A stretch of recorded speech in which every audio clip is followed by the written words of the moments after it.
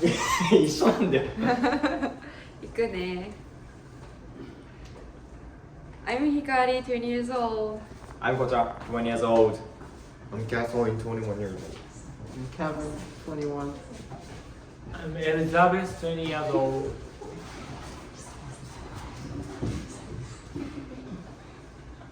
Hi, my name is Sebastian. I really appreciate you guys taking the time out of your day to come listen to me talk about gender and gender pronouns.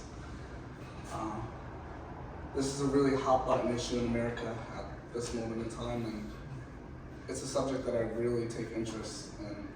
And I just hope that you guys know that I mean no prejudice when I speak about this, and I hope that we listen with open minds and open hearts. And without further ado, let's get into it. First, I believe that there are only two genders. And secondly, I believe that we should stop using gender pronouns and perpetuating that there are more genders than there are. So let me tackle the two genders. There are only two genders. The gender argument, it started with Simone de Beauvoir. She came up with this thing in 1948 called gender theory. This theory stated that gender and sex were completely different. But since 1948, there's been no concrete evidence to support that this is a truth, that this is true. A lot of LGBTQAI supporters point to intersex people as gender being fluid. But I would venture that there's something that's typical and there's something that's atypical. Everybody's been taught that we have 10 toes. Everybody, I can safely say that everyone here has been taught that we have 10 toes.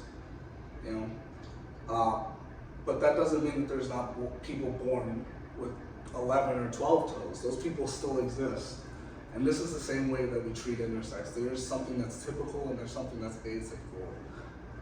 Intersex people are a genetic abnormality. It's about 0.08% of the population identifies as intersex. And intersex people usually have,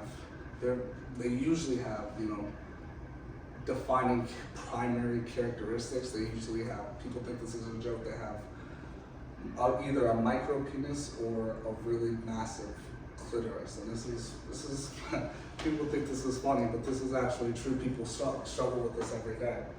0.08% of the population struggles with this every day. So this is not to say that these people don't exist, but these people shouldn't be dictating the way that we, interact socially. And the facts of the matter that there is only two genders, and there's only been two genders for all of human history. There's been man and woman. And separately, the point that we should stop using gender pronouns to perpetuate the fact that there's more than two genders. Did you guys know that there are 78 gender neutral pronouns today? New York City recognizes 36 out of them. And not only are there gender neutral pronouns, there's neo-pronouns now. Neo-pronouns, if you don't fit into any particular subset of pronouns, 78 that are already there, you can make up your own.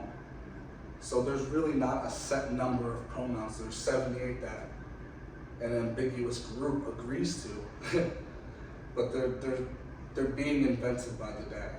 And the transgender movement is really trying to push legislation to change